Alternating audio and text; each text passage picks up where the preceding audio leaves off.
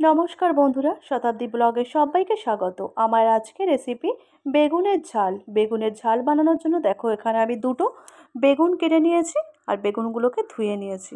এরপর আমি বেগুনের মধ্যে দিয়ে দেবো হলুদের গুঁড়ো আর লবণ দিয়ে এখন ভালোভাবে বেগুনগুলো লবণ আর হলুদ দিয়ে মেখে নেব। এখানে দেখো বেগুনগুলো লবণ আর হলুদ দিয়ে মেখে নিয়েছি আর এদিকে আমি একটা মশলা বানাবো। তো দেখো মশলাতে আমি কি কি নিয়েছি, এখানে দেখো পেঁয়াজ নিয়েছি একটা, দুটো কাঁচা লঙ্কা, রসুন আর আদা। দেখো এখানে পেস্টটা আমার রেডি হয়ে গেছে। আর এদিকে দেখো একটা কড়া বসিয়ে দিয়েছি।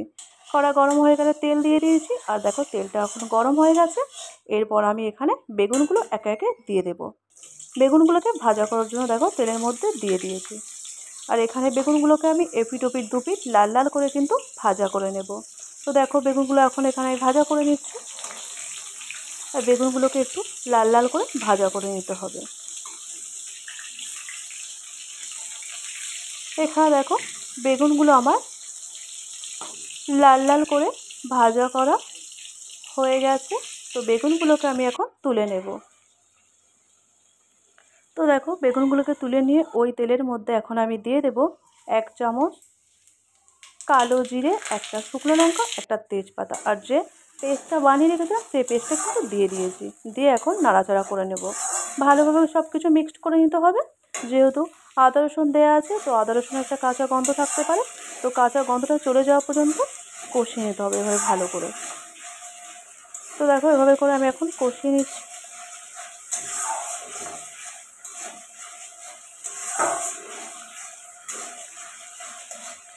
এরপর এখানে দেখো আমি দিয়ে দেব স্বাদ মতো লবণ।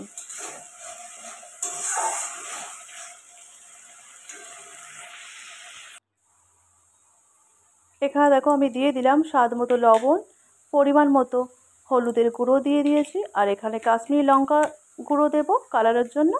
তো দেখো এখানে দিয়ে দিলাম সব কিছু এবার একসাথে ভালোভাবে মিক্সড করে নিতে হবে। এখানে দেখো সব কিছু একসাথে ভালোভাবে মিক্সড করে নিচ্ছি।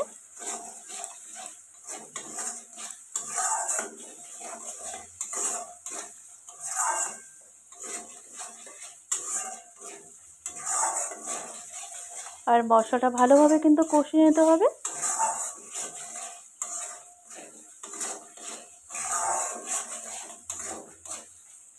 এখানে দেখো মশলাটা আমার ভালোভাবে কষিয়ে নেওয়া হয়ে গেছে।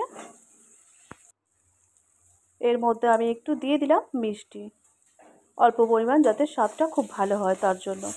এখানে মিষ্টি দেওয়ার পরেও নাড়াচাড়া করে নিলাম। এরপর আমি দিয়ে দেবো এখানে পরিমাণ মতো জল। মানে এখানে খুব বেশি জল আমার লাগবে না, অল্প একটু জল লাগবে।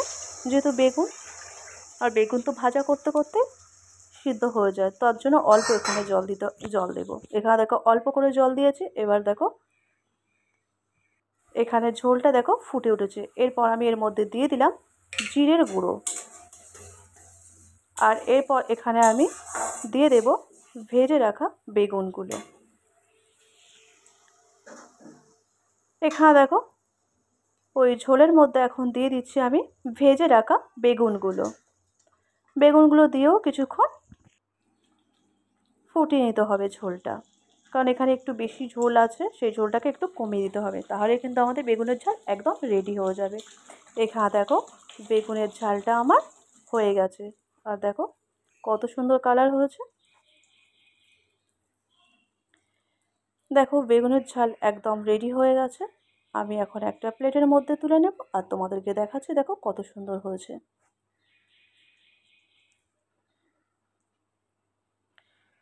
এখানে দেখো একটা প্লেটের মধ্যে তুলে নিয়েছি আর দেখো কত সুন্দর কালার হয়েছে।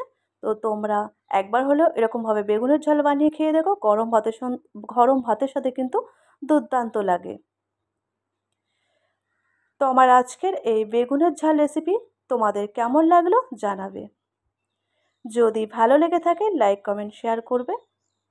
চ্যানেলে নতুন হয়ে থাকলে চ্যানেলটিকে সাবস্ক্রাইব করে পাশে থাকবে। আজকের মতো ভিডিওটা আমি এখানে এন্ড করছি। দেখা হবে নতুন কোনো ভিডিওতে। ততক্ষণ তোমরা ভালো থেকো, সুস্থ থেকো, সাবধানে থেকো। সবাইকে টাটা।